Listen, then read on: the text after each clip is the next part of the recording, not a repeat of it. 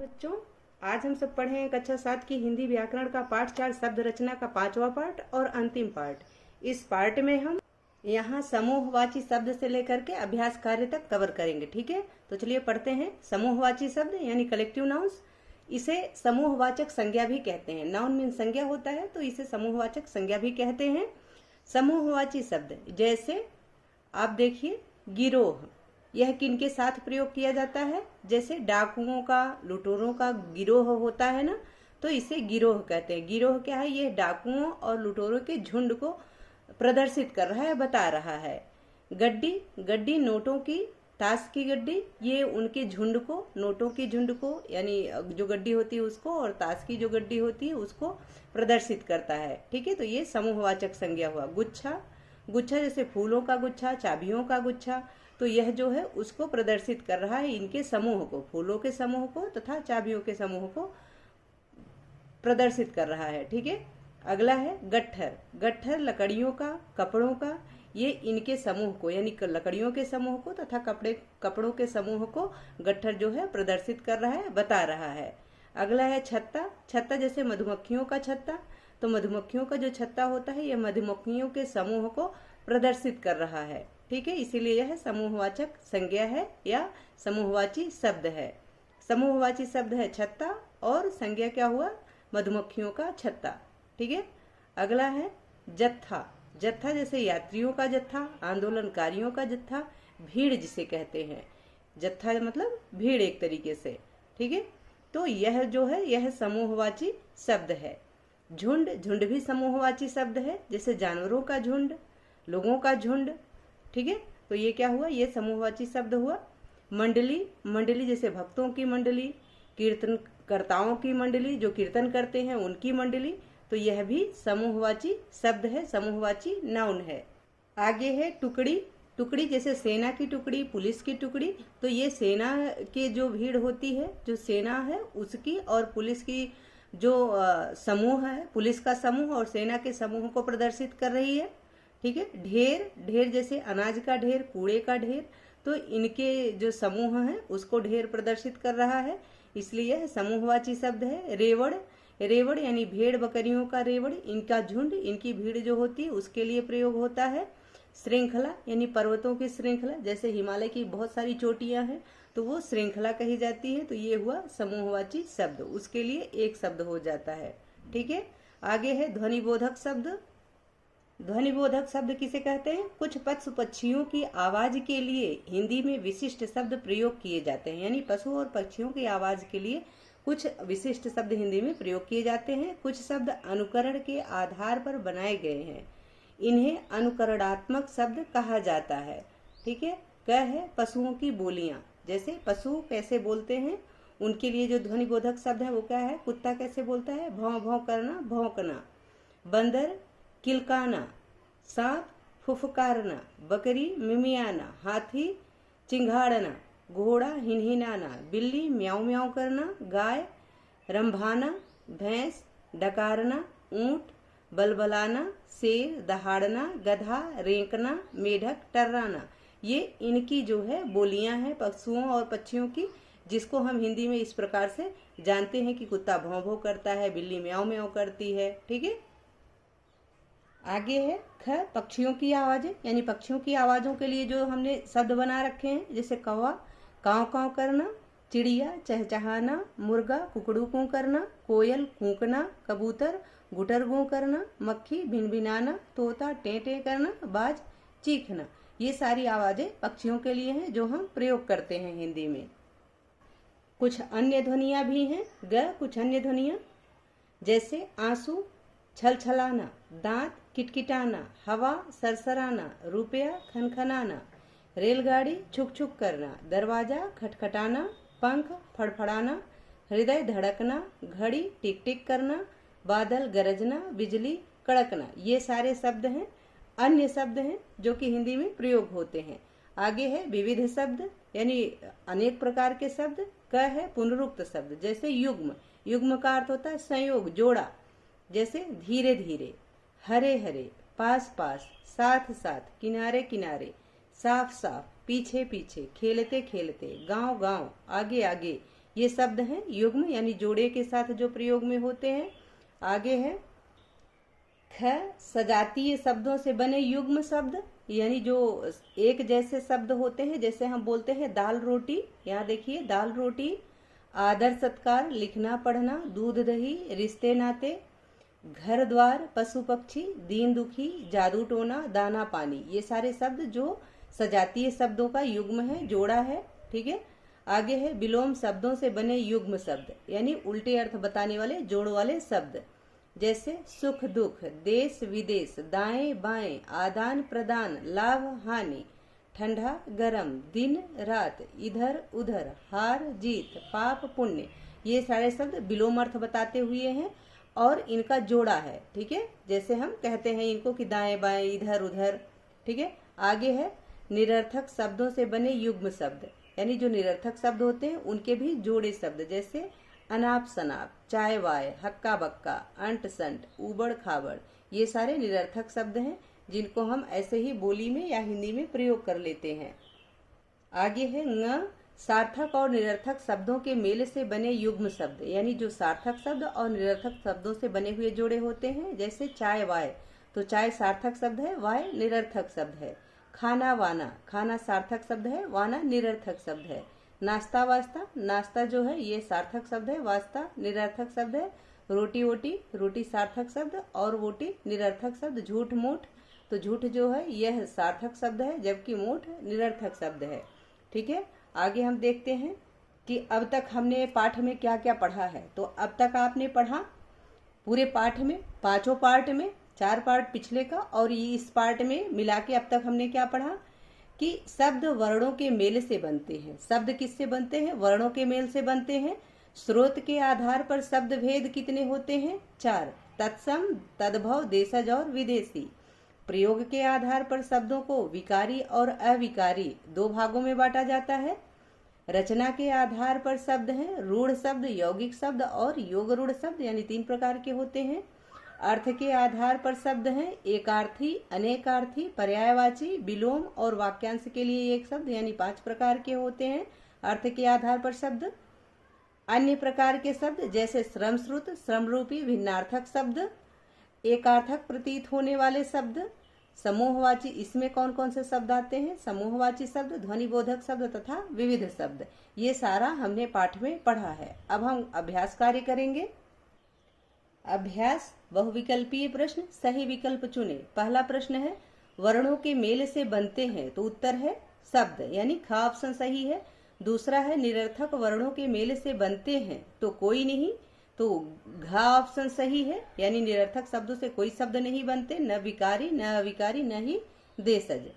तीसरा है स्रोत के आधार पर शब्द कितने प्रकार के होते हैं, तो उत्तर है 4, इसलिए ग ऑप्शन सही है। चौथा है सर्कस किस भाषा का शब्द है, तो सर्कस अंग्रेजी भाषा का शब्द है, इसलिए ख ऑप्शन सही है। अगला है 5वां प्रश्न, दशानन किस प्रकार का शब्द है, तो दशानन योग रूढ़ शब्द है। छठा प्रश्न है निम्नलिखित में से शब्द के कौन से भेद अर्थ के आधार पर किए गए हैं, तो उत्तर है उपरोक्त सभी यानी घ ऑप्शन सही है। विलोम शब्द, एकार्थी और पर्यायवाची, ये तीनों जो है ये अर्थ के आधार पर शब्दों के भेद हैं। 7वां प्रश्न है कौन सा शब्द कमल का पर्यायवाची नहीं है, तो उत्तर है पुष्प यानी फूल। फूल जो है यह कमल का पर्यायवाची नहीं है, जबकि पंकज, सरोज और पद्म ये कमल के पर्यायवाची शब्द हैं।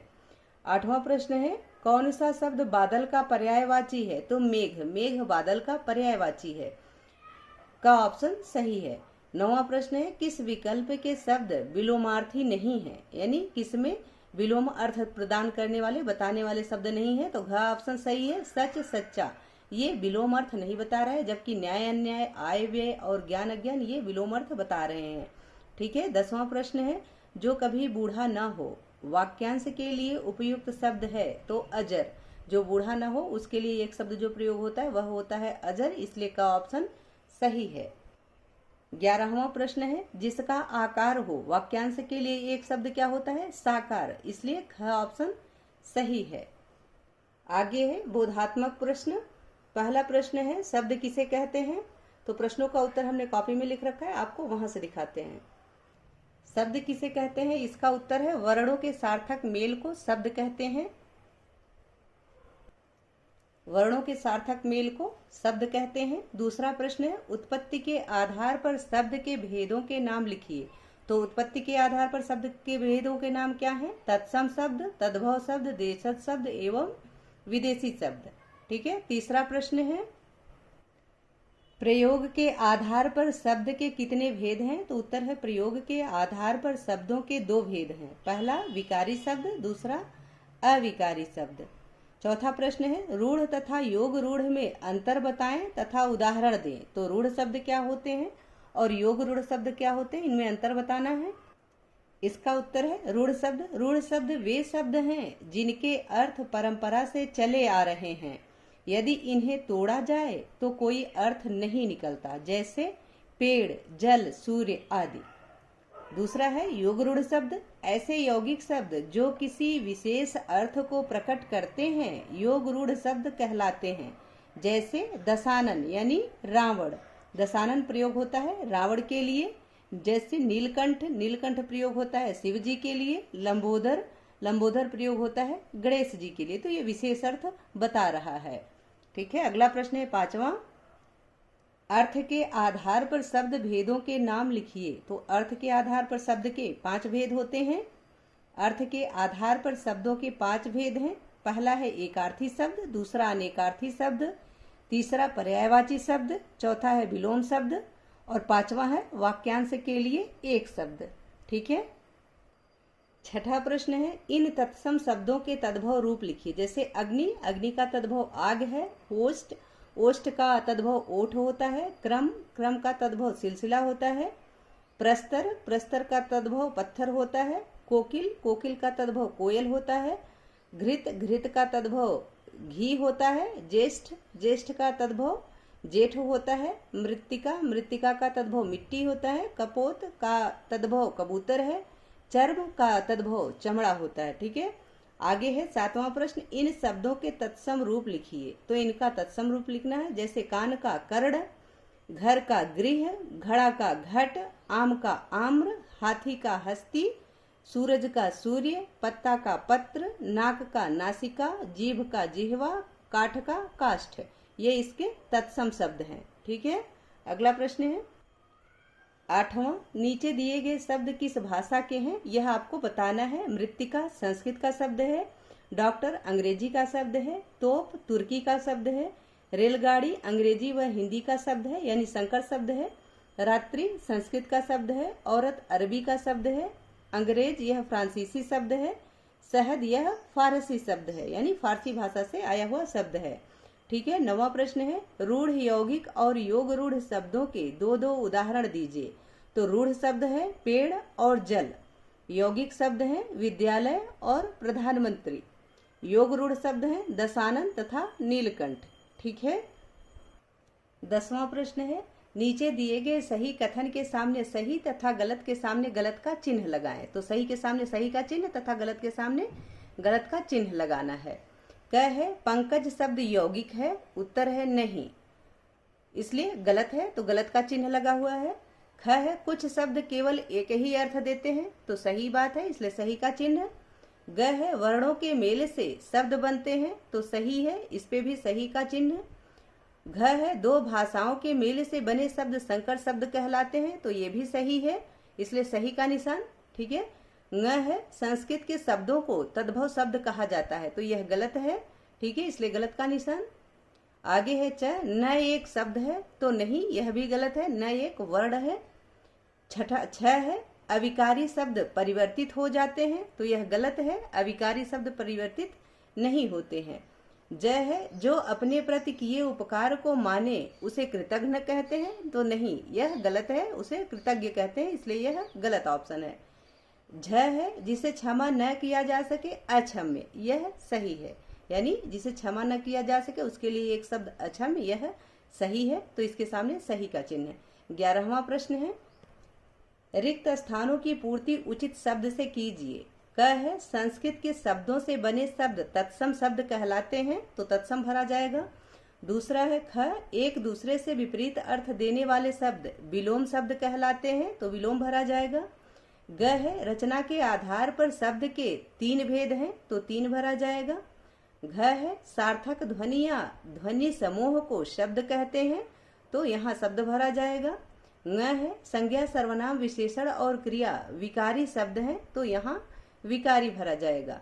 ठीक है, आगे है 12वां प्रश्न। नीचे दिए गए शब्दों के दो दो अर्थ लिखिए। जैसे अंक, अंक का अर्थ होता है संख्या और अध्याय। अर्थ, अर्थ का अर्थ होता है धन और मतलब। नव, नव का अर्थ होता है नया, नूतन, नव। पत्र, पत्र का अर्थ होता है पत्ता, चिट्ठी, चिट्ठी को भी पत्र कहते हैं। मत, मत का अर्थ होता है विचार, राय, यानी अपनी मत, और इसमें मतदान भी हो जाता है। ठीक है, मत का अर्थ मतदान भी होता है। मुद्रा, मुद्रा का अर्थ होता है सिक्का, रुपया, करेंसी। ठीक है, आगे है 13वां प्रश्न। नीचे दिए गए शब्दों में से भिन्न अर्थ देने वाले शब्द पर गोला लगाइए। तो जो भिन्न अर्थ दे रहे हैं उन पे गोला लगाना है। क है तो पत्र, पत्ता, चिट्ठी ये एक जैसे अर्थ देते हैं, जबकि पर्दा अलग अर्थ दे रहा है, तो इस पे गोला लगेगा। ख है कल, शोर, मशीन ये एक जैसे हैं, इसलिए चेतना अलग है, तो चेतना पे गोला लगेगा। ग है जिंदगी, मूर्ख, प्राण, जीवन, तो जिंदगी, प्राण और जीवन एक जैसे शब्द हैं, मूर्ख अलग शब्द है, इसलिए इस पे गोला लगेगा। घ है वाण, नाग, हाथी, सांप, तो ये सारे जीव हैं, और वाण जो है यह निर्जीव है, इसलिए इस पे गोला लगेगा, यह अलग शब्द है। ठीक है, आगे है ङ विष्णु, पग, पय, दूध, अमृत, ये पय, दूध और अमृत एक जैसे हैं, इसलिए विष्णु पे गोला लगेगा। च है गति, चाल, ये दोनों अलग शब्द हैं, जबकि शरीर और मोक्ष ये दोनों अलग अर्थ देने वाले शब्द हैं, इसलिए इन दोनों पे एक गोला लगेगा। छ है कनक, धतूरा, सोना, ये एक जैसे अर्थ देते हैं, जबकि सेवा अलग अर्थ देता है, इसलिए इस पे गोला लगेगा। ज है संज्ञा, चेतना, नाम, माला, तो चेतना, नाम और माला ये संज्ञा के रूप होते हैं, जबकि संज्ञा एक अलग शब्द है, इसलिए इस पे गोला लगेगा। 14वां प्रश्न है, इन शब्दों के दो दो पर्यायवाची शब्द लिखिए। जैसे अग्नि, अग्नि का पर्यायवाची आग होता है, दहन होता है। आंख का पर्यायवाची नेत्र और नयन होता है। कान का पर्यायवाची श्रोत्र और कर्ण होता है। कमल का पर्यायवाची पंकज और जलज होता है। सूर्य का पर्यायवाची भानु और रवि होता है। पृथ्वी का पर्यायवाची वसुधा और पृथ्वी है, इसको आप वसुंधरा भी कर सकते हैं। ठीक है, आगे है वृक्ष, वृक्ष का पर्यायवाची पेड़, तरुवर। जल, जल का पर्यायवाची नीर, पानी। पुष्प, पुष्प का पर्यायवाची फूल, कुसुम। हाथी, हाथी का पर्यायवाची गज, कुंजर, नाग, ये सारे होते हैं। 15वां प्रश्न, विलोम शब्द लिखिए। तो आरंभ का विलोम होता है अंत, उग्र का सौम्य, सार्थक का निरर्थक, तीव्र का मंद, उपकार का अपकार, कटु का मृदु, कृतज्ञ का कृतघ्न, आपात का साधारण, जय का पराजय, जन्म का मृत्यु, ये एक दूसरे के विलोमार्थक शब्द हैं। 16वां प्रश्न है, वाक्यांश के लिए एक शब्द लिखिए। क है जिसका कोई आकार न हो, यानी निराकार। ख है जिस पर विजय प्राप्त न की जा सके, अजेय। ग है जिसके समान कोई दूसरा न हो, तो अद्वितीय। घ है जो किए उपकार को मानता हो, कृतज्ञ। ङ है जो ईश्वर में विश्वास रखता हो, आस्तिक, यानी जो ईश्वर में विश्वास रखता है उसको आस्तिक कहते हैं।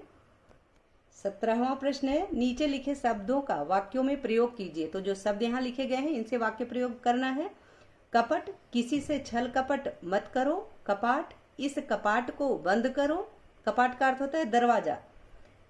ख है नियत और नियत, नियत यानी नियत समय पर आ जाना, निश्चित समय पर आ जाना।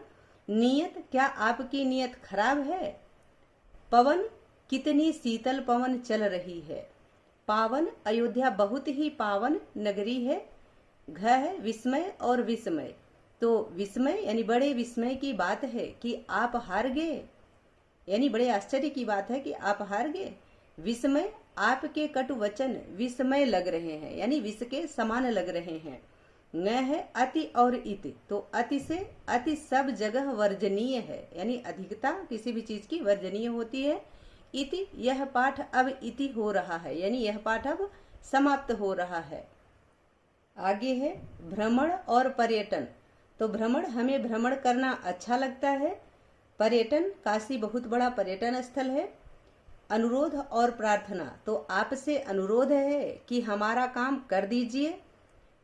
प्रार्थना, हमें प्रतिदिन ईश्वर की प्रार्थना करनी चाहिए। आगे है गर्व और गौरव, तो हमें भारतीय होने पर गर्व है। गौरव यानी हिंदी भाषा हमारे राष्ट्र का गौरव है। ठीक है। अगला है 18वां प्रश्न, नीचे लिखे शब्दों के अर्थ लिखिए। तो जो शब्द आपको दिए गए हैं इनका अर्थ लिखना है। जैसे छत्र का अर्थ होता है छाता, नियत का अर्थ होता है निश्चित, हेम का अर्थ होता है सोना, द्रव्य का अर्थ होता है धन यानी वस्तु, गृह का अर्थ होता है घर, विस्मय का अर्थ होता है आश्चर्य, अराति का अर्थ होता है शत्रु, कोश का अर्थ होता है भंडार, शुक्ल का अर्थ होता है उज्जवल, तुरंग का अर्थ होता है घोड़ा, उभय का अर्थ होता है दोनों, वात का अर्थ होता है वायु। आगे है 19वां प्रश्न, दिए गए अर्थों के उचित शब्द वर्ग पहेली में ढूंढिए। यानी जो वर्ग पहेली आपको दी गई है इसमें जो शब्द दिए गए हैं उनका अर्थ ढूंढ के यहाँ लिखना है, जो कि हमने लिख रखा है। अर्थ है क है मृत्यु पर दुख प्रकट करना यानी शोक, इसके लिए शब्द है शोक। ख है पूरा जीवन काल यानी आयु। ग है लाभ होने से प्रसन्नता का भाव यानी सुख तृप्ति। घ है जिसे फेंक कर मारा जाए अस्त्र। ङ है पाने की इच्छा यानी लोभ। च है अच्छाई बुराई की पहचान यानी विवेक से होता है। छ है जहां पहुंचना संभव न हो अगम, जो बहुत कीमती हो बहुमूल्य। ठीक है। तो इसके लिए जो वर्ग पहेली है उसमें भी हमने चिन्ह लगा रखा है, तो उसको आपको दिखाते हैं। वो मैंने गोला कर रखा है, इसको आप यहाँ से देख लें कि ये अगम है, आयु है, बहुमूल्य है, अस्त्र है, शोक है, विवेक है, लोभ है, सुख है, ठीक है, तृप्ति है। ये सारे वर्ण जो ऊपर लिखे, जो शब्द ऊपर लिखे गए हैं वो सब यहाँ गोला कर दिया गया है। आशा है कि यह पाठ तथा इसका अभ्यास कार्य आप सबको अच्छे से समझ में आ गया होगा। यदि पाठ से संबंधित या वीडियो से संबंधित कोई सुझाव हो या आपकी कोई क्वेरी हो, प्लीज कमेंट बॉक्स में अवश्य लिखें। वीडियो पसंद आए तो इसको लाइक करें, शेयर करें। चैनल पर नए हैं तो प्लीज इसे सब्सक्राइब अवश्य करें। बहुत बहुत धन्यवाद।